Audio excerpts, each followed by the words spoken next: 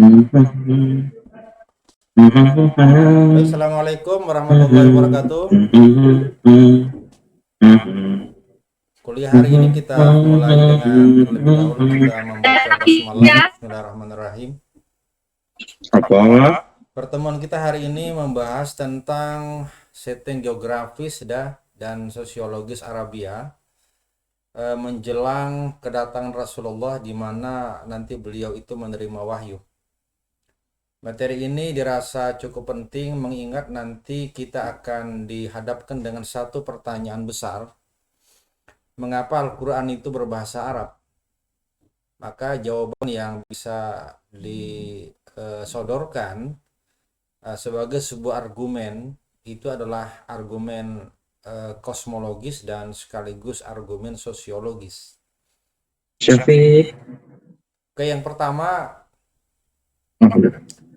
kita lihat dulu bahwa Arabia itu dalam peta dunia adalah terletak persis di tengah-tengah, ya, dari belahan barat dan belahan timur.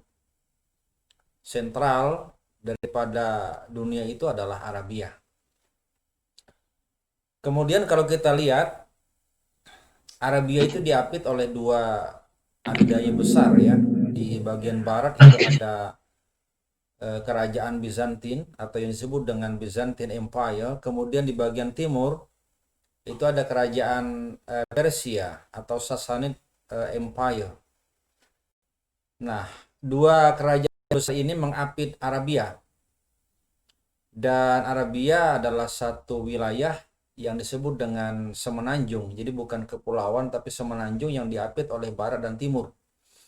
Sebagai sebuah semenanjung dan diapit oleh dua adidaya besar barat timur, Bizantin dan Persia, Arabia tidak pernah dijajah oleh mereka. Jadi betul-betul merupakan wilayah dan peradaban kemanusiaan yang orisinal, ya, tidak terpengaruh oleh dunia luar. Dalam kenyataan sejarah kemudian bahwa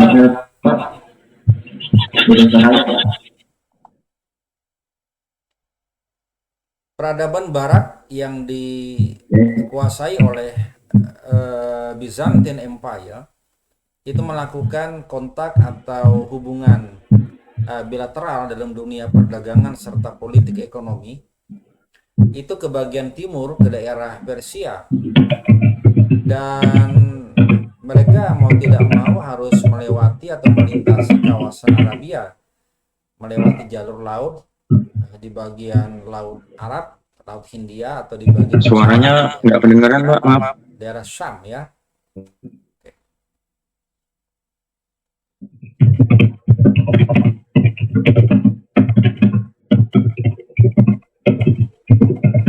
Kemudian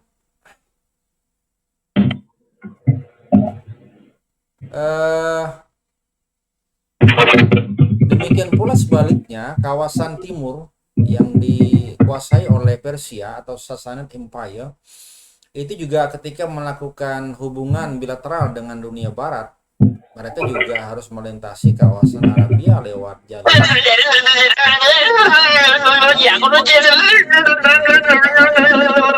Syam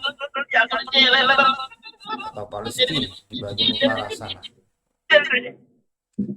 Dan karena Arabia itu merupakan arus transit atau perlintasan barat dengan timur atau timur dengan barat, maka Arabia itu menjadi tempat yang sangat ramai ketika itu. Maka dikenal dalam sejarah ada satu tempat menjadi pusat perdagangan dunia atau yang disebut dengan pasar Ukaz. Itu merupakan pasar internasional, ya, karena terjadi kontak barat dengan timur, timur dengan barat, dan sekaligus terjadi asimilasi budaya dan bahasa. Nah, sampai di sini maka kemudian Arabia itu merupakan tempat yang sangat ramai, dan bahasa Arab dengan sendirinya merupakan bahasa yang cukup dikenal, ya, di kalangan barat dan timur ketika itu. Kemudian ini sekaligus menjadi argumentasi kenapa kemudian sesungguhnya Al-Quran itu turun di Arab, ya, dan demikian kemudian otomatis dia juga menggunakan bahasa Arab. Nah, sampai di sini maka akan mendapat informasi bagi kita bahwa secara geografis dan bahkan sosiologis berdasarkan yang pertama. Kemudian yang kedua, kalau kita melihat dalam sejarah, dalam peta Arabia itu terdapat sekian banyak bang pada saat itu. Namun kalau kita lihat ada beberapa kita sangat pada bang yang maju, dan bahasa yang mereka pakai, yang mereka gunakan juga merupakan bahasa yang sangat-sangat fasih ya jika dibanding dengan suku-suku yang ada di luar atau di pinggir kemendapatannya. Biasanya karakteristik yang sama pembahasan hidup tinggal di tempat resmi dia berhenti satu itu barat namanya mengatakan ke timur dan sedang itu memang peradaban yang tinggi pembangunan dan kemampuan untuk menjelajahi itu seorang pemimpin itu memiliki wawasan yang tahu pengalaman yang pas, dan Quraisy adalah orang-orang yang mengalami ya di Arabia ketika itu. Sampai di sini maka Rasulullah itu kan adalah Arab dan beliau dari suku Quraisy. Maka pertanyaan kemudian adalah kenapa Quran itu turun di Mekah, di Arabia, dan jatuh ke tangan Nabi Muhammad SAW. Dan figur Nabi Muhammad merupakan figur atau seorang tokoh yang memiliki track record yang baik dalam sejarahnya. Ya, tidak ada pemuda yang memiliki track record yang baik dengan Nabi Muhammad SAW. Dan cuman kenapa kemudian wahyu itu ke Nabi Muhammad yang memang pantas untuk menerima itu dan memang dari kalangan suku Quraisy.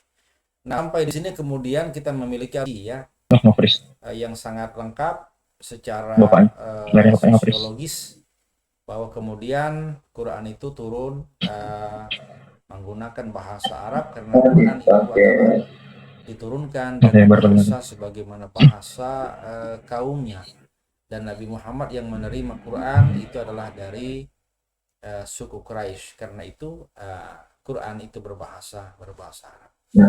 Oke, sampai di sini pertanyaan besar kita adalah mengapa Quran turun di Arab dan kenapa berbahasa Arab. Maka jawaban pendekatan geografi dan pendekatan sosiologik ini menjadi penting untuk diketengahkan ya, menjadi suatu nalar manusiawi. Meskipun tidak mutlak, tapi inilah paling tidak pendekatan yang bisa kita utarakan kehadap